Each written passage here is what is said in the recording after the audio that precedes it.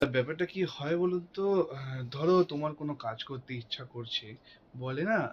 কাজটা করে নেওয়া উচিত, মানে ইউ শুড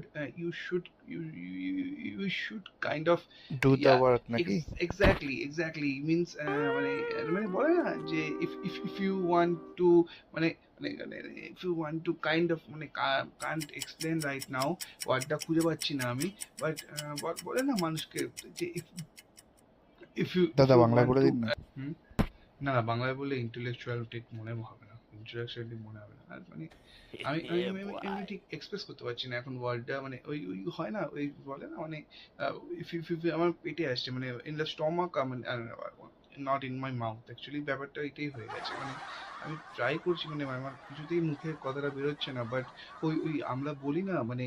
কাজ আজকে আর করা সেন্টেন্সটা বা পূরণ কোনো হবে না কাজ, মনে হচ্ছে। ইয়া, exactly, I just want to try to, মানে বলে না মানে আমি কোনো কাজ করতে ইচ্ছা করছে, মানে সেই কাজটা যে কোনো সময় করতে পারে, বলে না মানে কোনো কাজ লেট হয় না, মানে better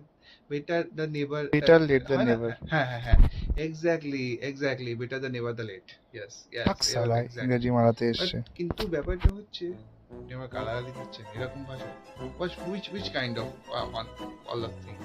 which kind of, which, this is not acceptable, which, what is this?